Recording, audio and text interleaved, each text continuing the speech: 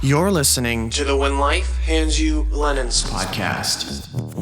But in an entry-level film production, it's one strike and you're out. You're fired. I'm not calling you back.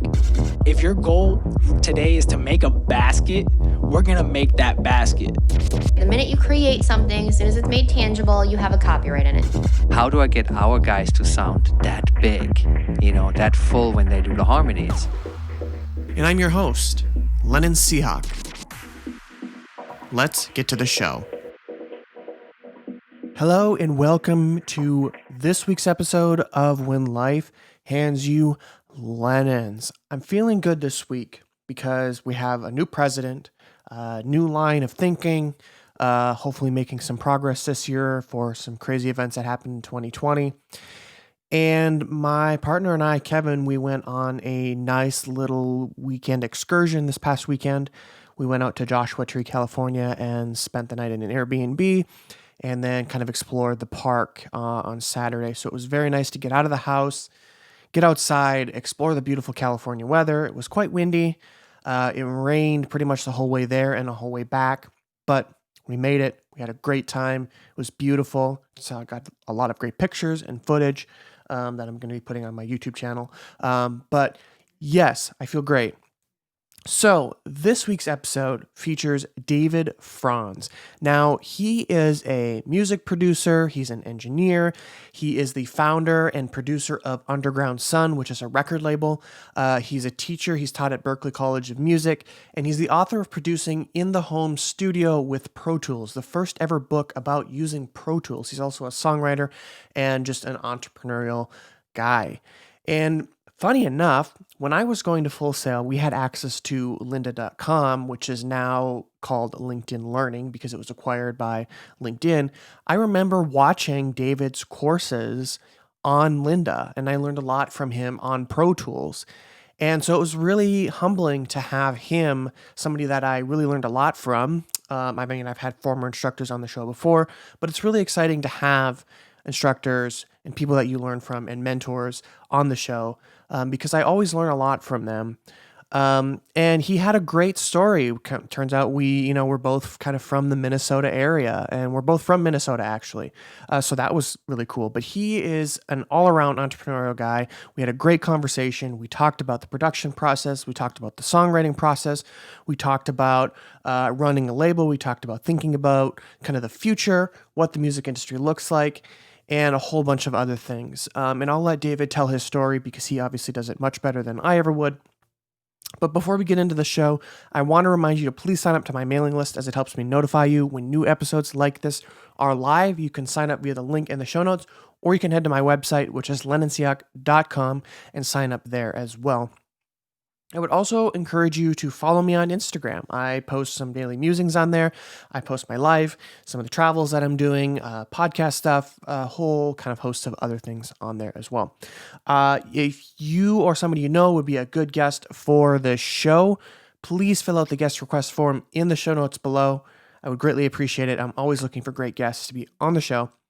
And lastly, I would appreciate a 5-star rating and review on Apple Podcasts as it helps the show get boosted in Apple's algorithms. Whatever that means or however it functions, it greatly helps the show get discovered by new listeners and put in potential playlists and whatnot. So it greatly helps. So leave a 5-star rating and review.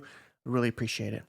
I also want to apologize as I forgot to record in Logic for my high quality microphone for the first couple minutes of this episode. So the first parts of this episode are going to be kind of the Zoom audio, which is going to be a little bit lower quality. And then once I've caught myself not recording in Logic, I hit record and then it'll transition into a little bit of a higher quality. So I apologize for that. So yeah, without me rambling and talking too much, I really enjoyed this conversation with David. So let's get right into it with my conversation with David Franz. Great, cool. Well, thanks for being on the show. Great to have you. To be here. Cool. Yeah, you are working at LinkedIn Learning, correct? That's one of my one of my gigs. Yeah. Okay. And you had a few courses on there because I went to Full Sail and we had access to lynda.com and you look very, very familiar. So I feel like I've watched one or two of your courses on there. It's possible. There was some Pro Tools courses. There's some courses on music theory, some video courses. So yeah.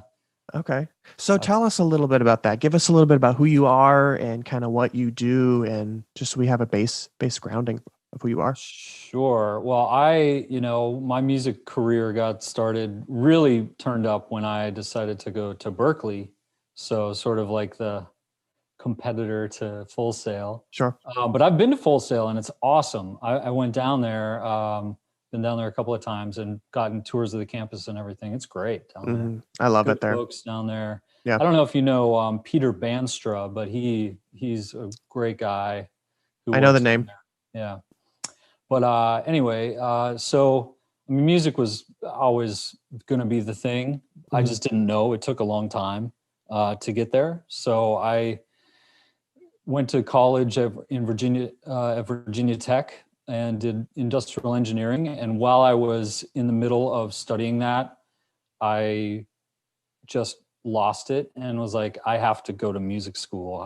And there's a lot of stories behind that. But one of the things I was thinking about, because you're so into EDM, I was thinking about this as I was kind of preparing for today, like back in, this was, mid 90s and stuff like that. So house music was still like kind of bubbling up and everything like that. Nobody listened to it out there, but I found it. I don't know. It just called to me. And I was hosting, I didn't even know they were called raves, but I was hosting raves at my house, and was dancing until, sunlight and stuff like that. And didn't even know that it was going on around in the big cities and stuff like that. Cause Virginia Tech is, it's a small town in rural Virginia. So, but anyway, it just kind of tied me to you and your background. And so I'm such a huge fan. But music, ultimately led me to Berklee College of Music. And, while I was there, I ended up writing the first book about Pro Tools.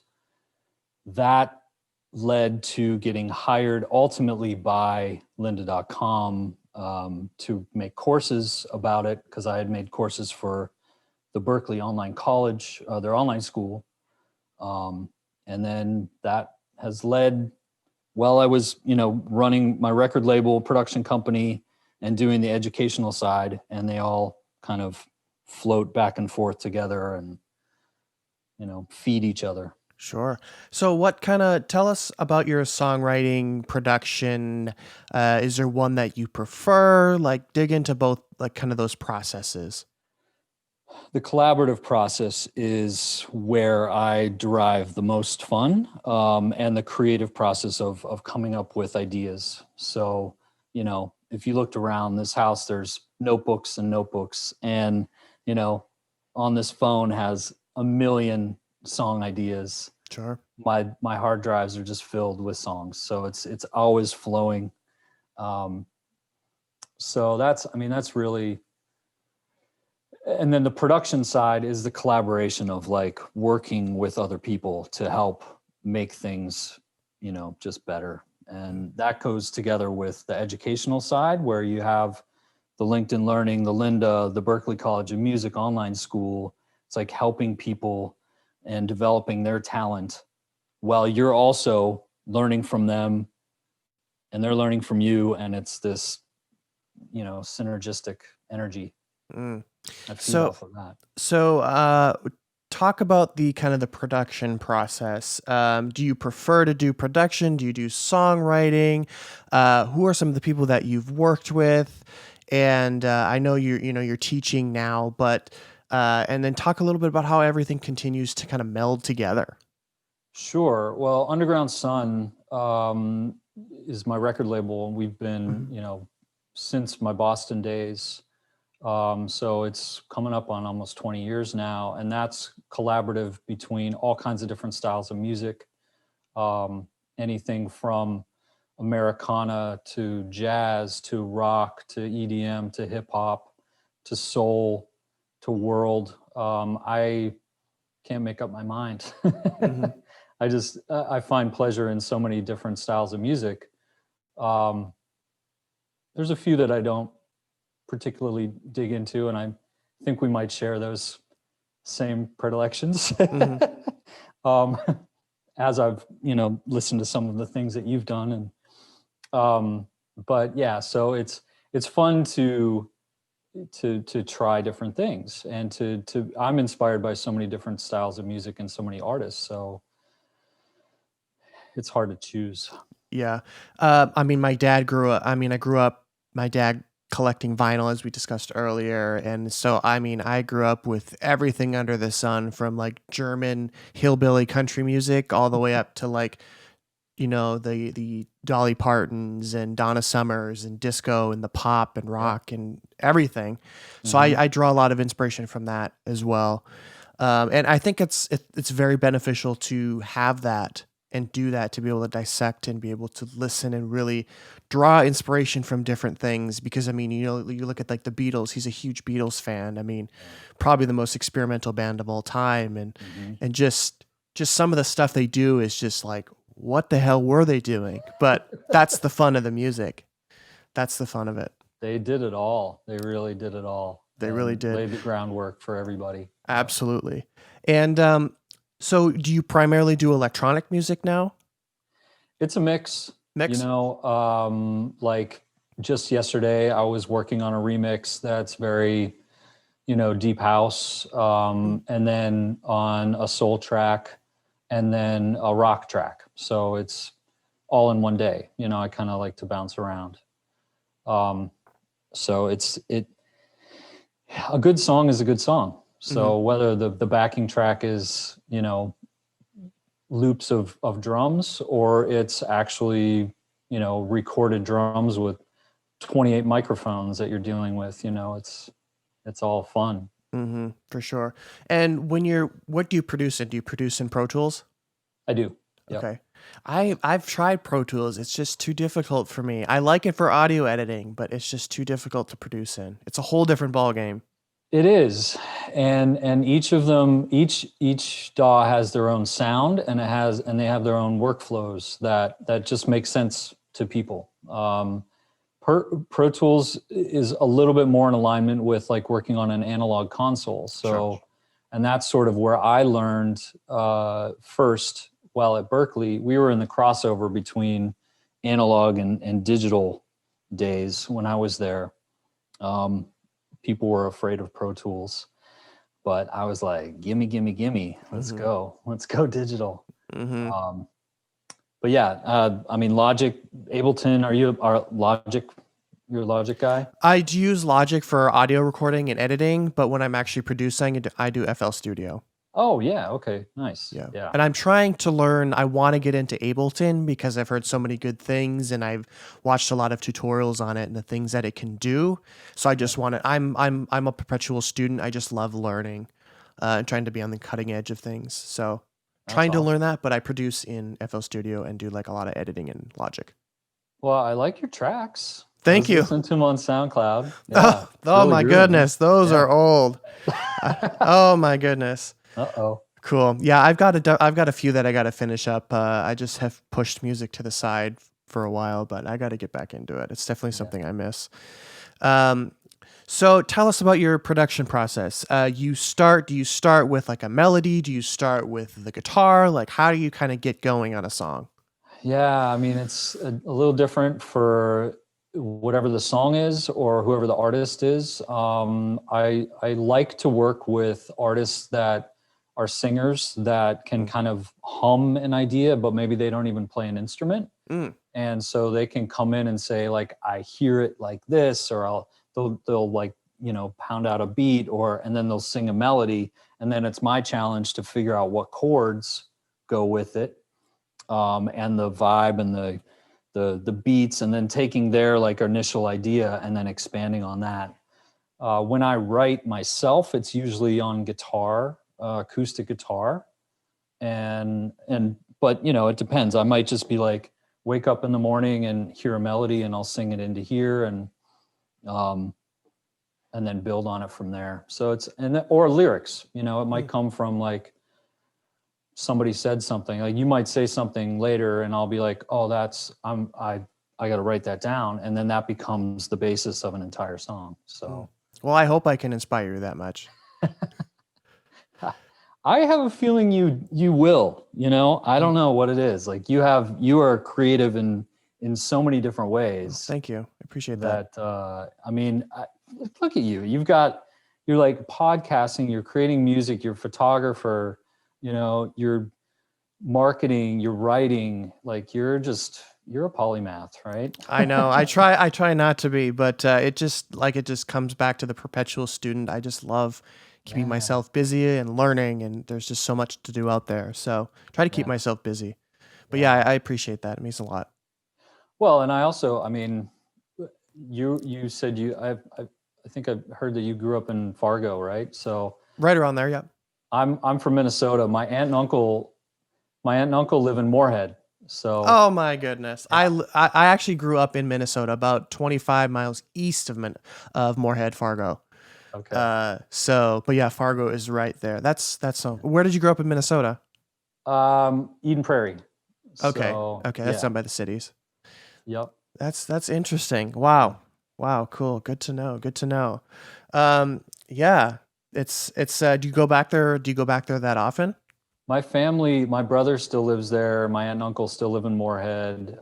So yeah, I still think of it as home. My grandparents lived there when they were, alive. And so it always feels like home. Yeah.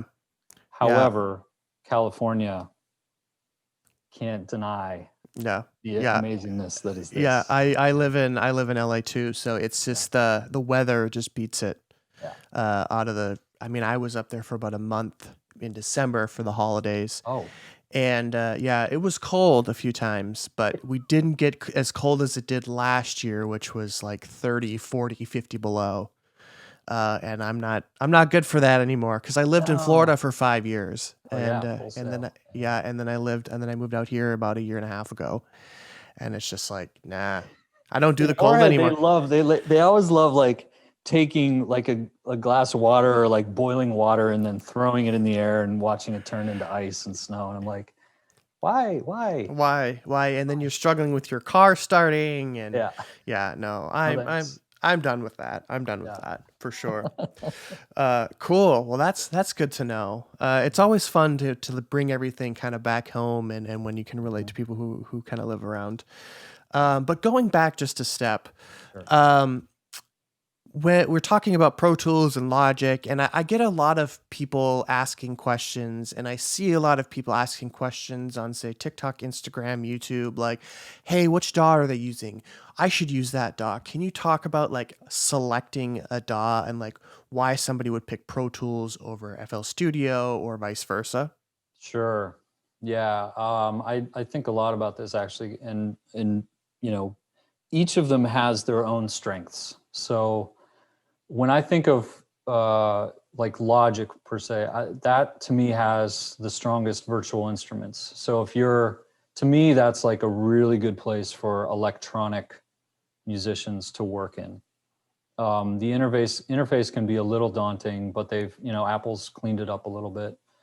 Ableton is super powerful, and to be able to perform live with that, everybody's chasing, Logic now has some live looping capabilities, and Pro Tools now can connect with Ableton and have a relationship with the timing on that. So that's cool. Wow. And FL Studio, it seems like a lot of people in hip hop are using FL Studio. I haven't used it very much, but it seems like it's sort of in the middle between Pro Tools and the Logic and Ableton interfaces. So it seems like it's really powerful for looping, especially drums, obviously, which is the core to hip hop. So, for sure.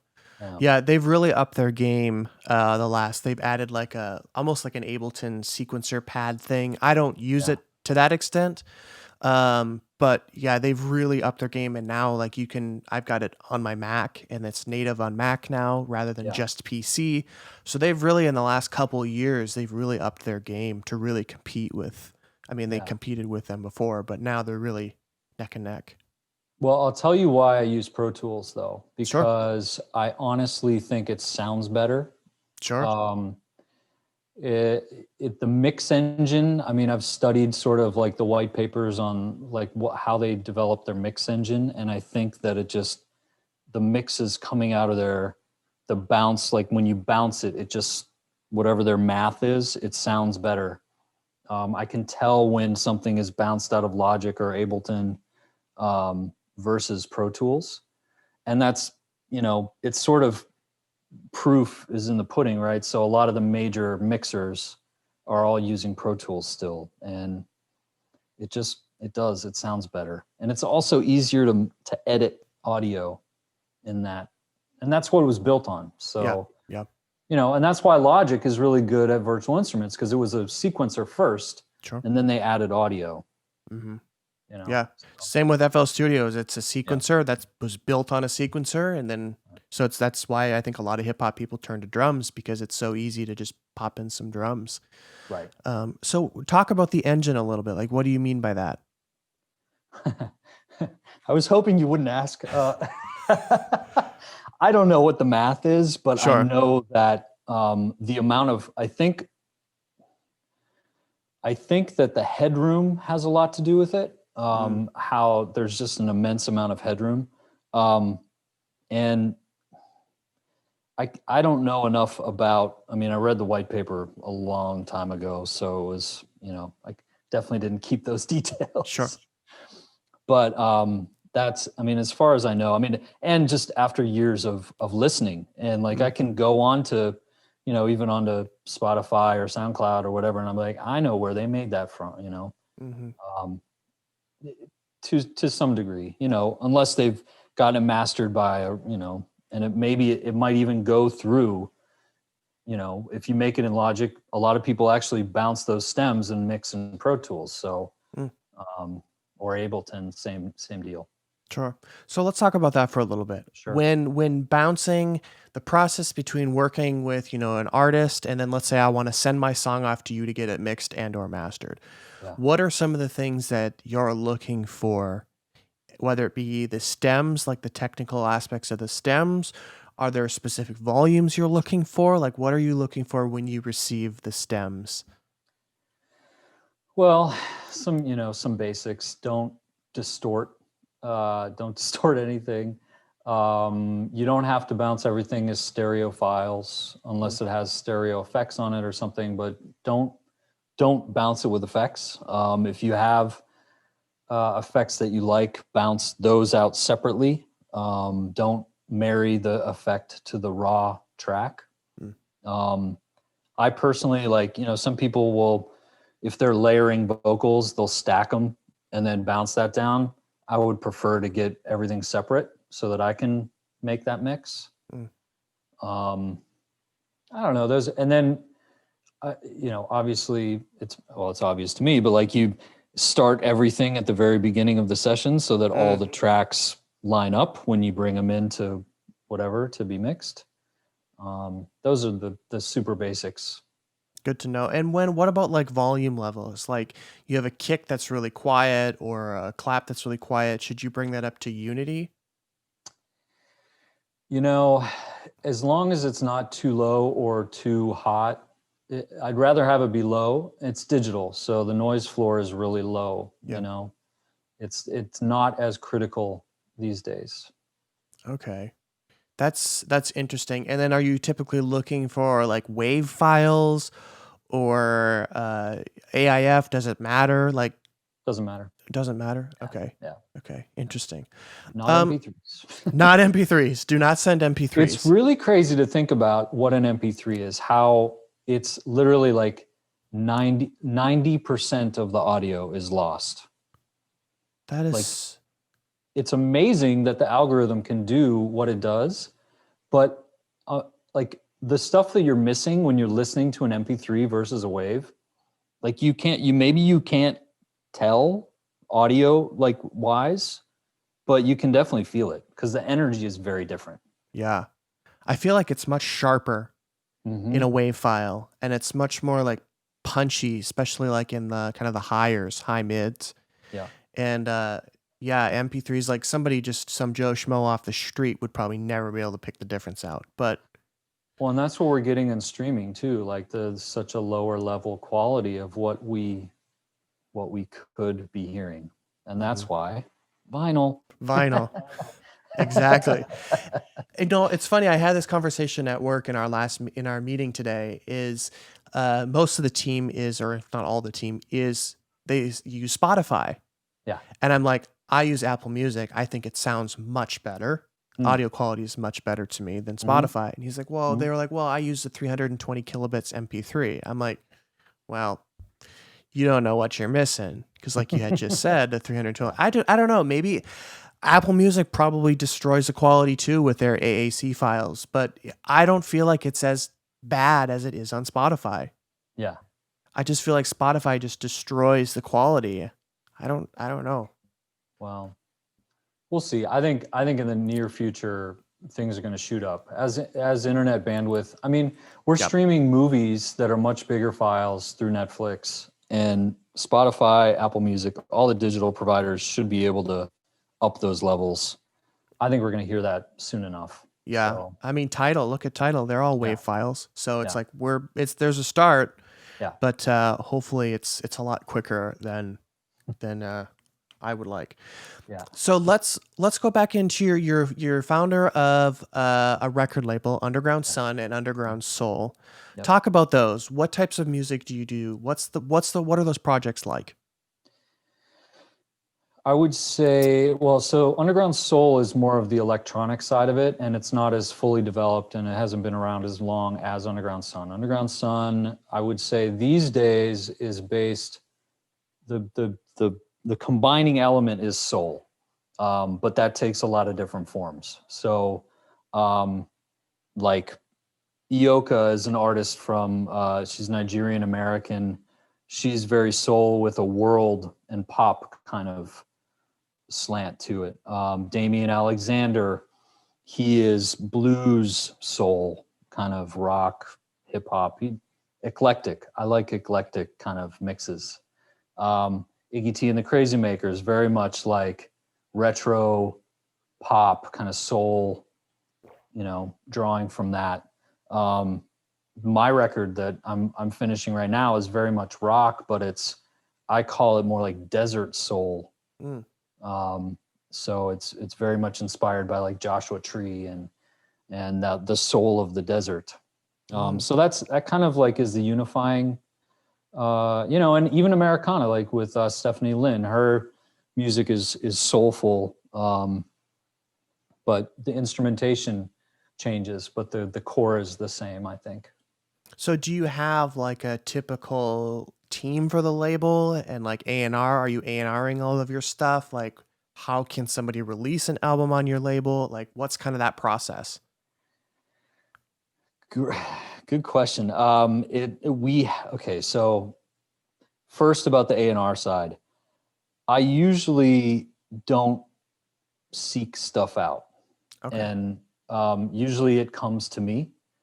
And looking back, like I feel like I should have been better at that. Like I wish I had more time to spend looking for people that I want to work with as opposed to people approaching me. However, the people that have approached me, I've very much enjoyed working with. So I think moving forward, there will be more of an A&R process. And so, yeah, I mean, people can reach out to me directly. I don't mind that at all. I'll listen. I get emails all the time to check stuff out. But it has to really connect on that soul level to me. Okay. Yeah. Okay. And as far as the team goes, from an independent record label, that's the hardest part, really. Yeah. So I end up sometimes I'll have people on as an employee.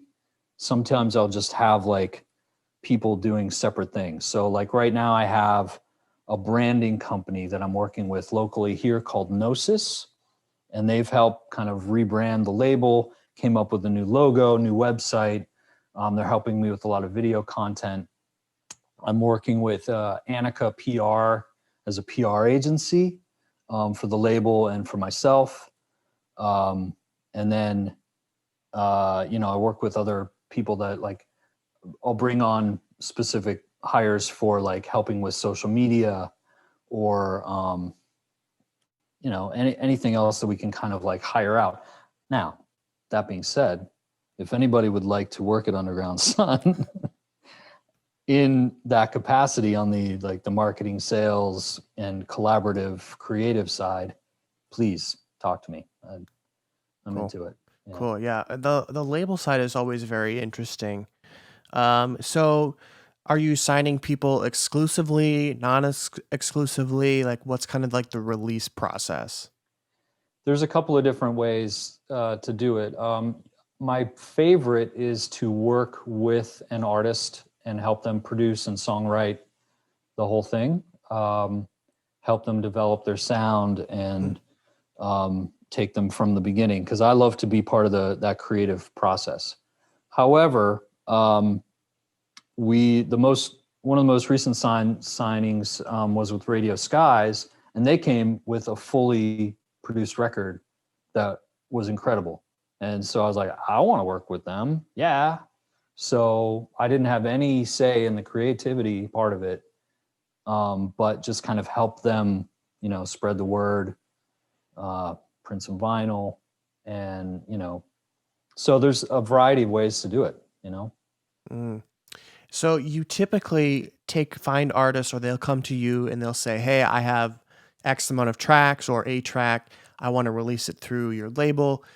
Do you typically work with them then, and you're producing, you're helping them songwrite, rearrange, developing the sound? Or do you typically find that you have a band that will come to you and they're like, hey, I have a full on album here. Let's release it. We're just looking for a label. It's definitely both. Both? Yeah. There's several projects that have come up recently where they're basically done, and I could take them in and do the label side of things. There's definitely other new artists that we may or may not work with that are starting from ground zero. So all of it is exciting in its own way. Mm. What are the kind of the next steps when the track is done, it's ready for distribution? Like, who are you distributing with? And then what's the promotion process like? Yeah, the hardest part. The hardest part and the most boring part. Well, it can be fun if you enjoy marketing, but yeah. I mean, and I just don't know. I like to use this analogy. So when I was a kid, I would play in the sandbox like any kid, right? So, but my favorite part was like I'd build something, build a castle, build a roadway for Matchbox cars or something like that, little tunnels and all the crazy stuff. As soon as I was done, I'm like, I don't want to play with this anymore. I want to start over. I would like knock it down and start creating again, as opposed to like sitting down and playing with it and telling people about it. Hey, come and check this out. It's like a mandala or something like that. It's music sometimes is like that to me, where I'll just like make it, and then as soon as it's done, shake the Etch-a-Sketch, start over. So marketing is challenging because putting effort into telling people about what you've done, things that you're proud of, is not my nature.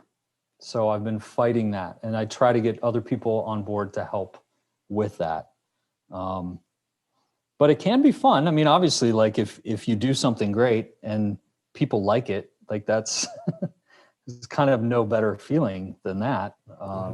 If it, especially more so if it touches them, if it means something to them, I've had recently Iggy T and the Crazy Makers. We had a song that was used in a wedding for this amazing lesbian couple that got written up in the New York Times.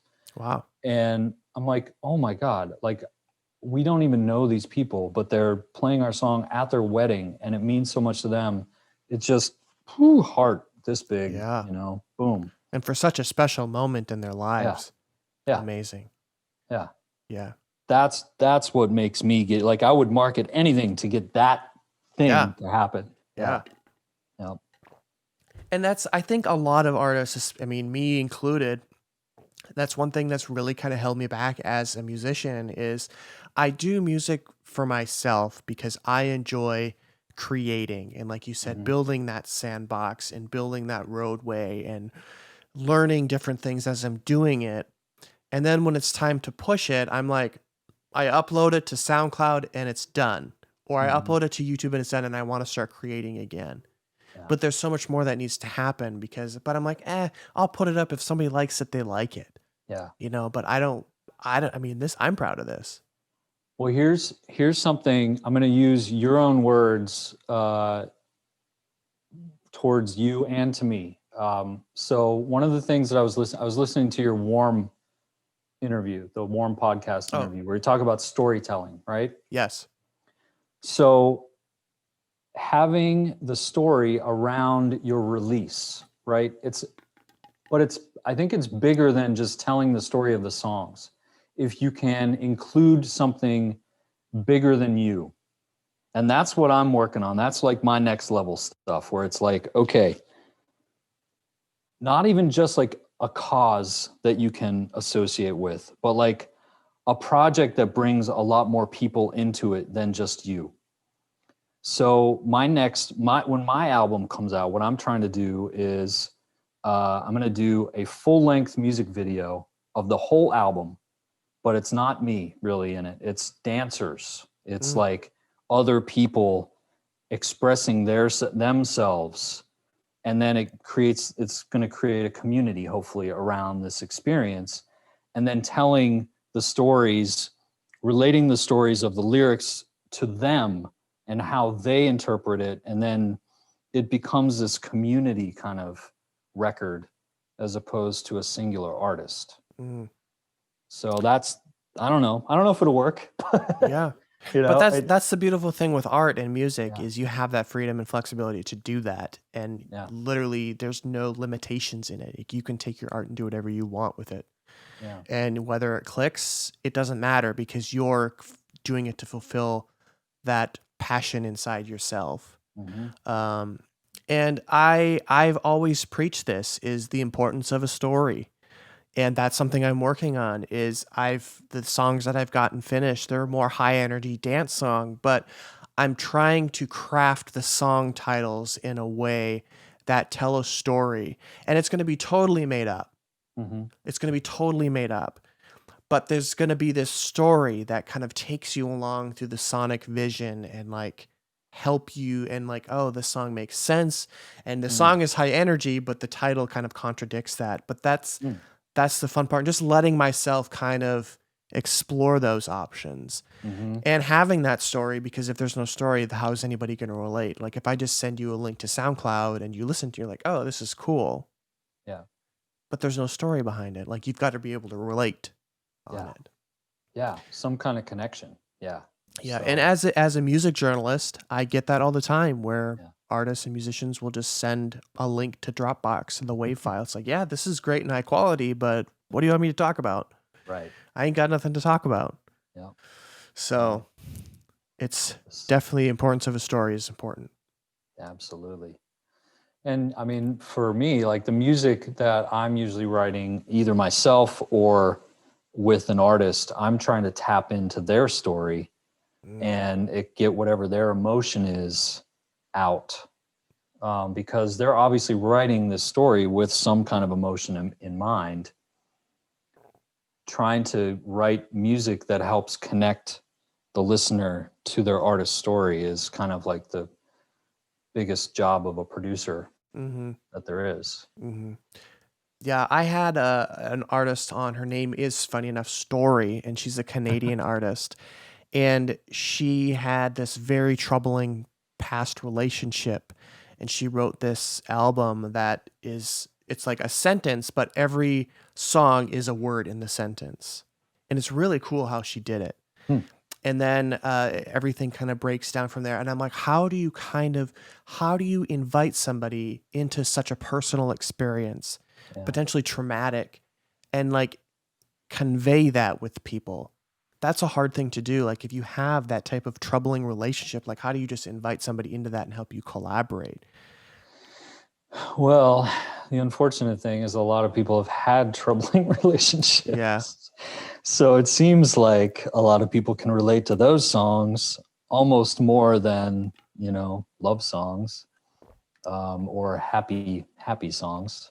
It's kind of unfortunate, but because, it grabs onto something that's like so visceral, that's pain, so, but there's power in that. There's healing in that. And that's what a lot of my record is going to be about is coming to terms with that and trying to rise above it, acknowledging. That's sort of one of the biggest things I'm into right now is sort of this defeating the inner critic, getting away from the negative voice in your head and being nice to yourself. How are you doing that? Because I know every artist struggles with that. So what are some things that you're finding that are helping you through that? Yeah. Compassion is the word that I'm just trying to use for everything right now. I mean, we're having, obviously, with the strife in our country, with the pandemic, people losing their jobs, everybody is feeling deeper emotions right now, and having compassion for the outside world, you also need to look inward, right? So I feel like I'm compassionate to outward, but I've been very hard on myself, and that doesn't really do you any good. Like, why would you give compassion to everybody else but not to you, not to yourself? So that's what I'm really studying. I've been listening to various podcasts. I've been reading books. The one that's really touching me the most actually is from the Dalai Lama. So is that a book or a podcast? The Art of Happiness. The book. Yeah. Wow. Gonna have to check. I mean, talk about peace. You can't go any higher than the Dalai Lama. Yeah. And he thinks through it. He's logical. It's not just like, out there floating. It's like he breaks it down. And his co-writer, and I'm spacing on his name, it's an American psychologist that he co-wrote this. So it has the Western and the Eastern meshed. It's just a genius book. It's been around for a while, but and the real kind of human science behind everything. It's kind of cool. Like I've been working with a therapist, and it's so fun and interesting to how they can get in your head and really dissect things. Yes. And they bring up things that I didn't even think about. And getting that new perspective and being able to understand and sympathize with myself and have empathy towards myself, and I am being too hard on myself, and really experiencing those emotions. It's been very helpful to really sort those things out. And books are obviously a great way to get away from that. Podcasts, definitely great resources. The biggest thing I think though, which is it sounds like you're doing too, is even just acknowledging it. Right. Yes. So noticing when it's happening. It's like, why am I doing this? I'm doing it. Maybe I don't know how to turn it off yet, but at least I'm acknowledging that this is happening and it's bad. And that's one of the toughest things that I've learned is I was doing these things and wasn't realizing I was doing them. Yeah. And then it's I was able to step back and retroactively kind of think oh, that makes a lot of sense. That's why I was upset in that situation, or that's why I felt really good in that situation because of X, Y, and Z. Yes. And that's a very good point, is to acknowledge. Even if you don't know how to fix it, just take that first step, acknowledge it, and then you can kind of move forward from there. Yes. Yeah. Definitely a good point. This is one of the main things that I've learned this past year is that, because I've felt it way harder than I've ever felt it before, which started because I started live streaming. Underground Sun we did a monthly live stream, and I would beat myself up so bad for the days afterwards, just like really just beating myself up for no reason. And I just was like, this is really not healthy. This is horrible. Why am I treating myself so poorly? And so that, as the show got better, I beat myself up less, but it was still like, this super visceral thing that I still hang on to right now. And it's driving me to try to really learn a lot about it. And it seems like, from some of the other podcasts I'm listening to, and a lot of people are dealing with this right now. And because we're all like locked up and we're all like kind of have to deal with our stuff right now. So. Yeah. And it's like we're not able to, especially out here in LA now, we're both kind of like, the pandemic is so bad.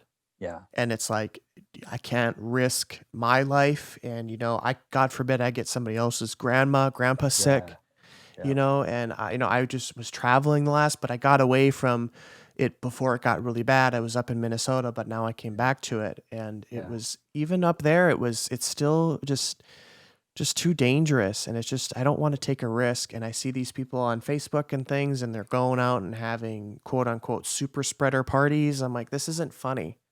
Nope. This isn't funny.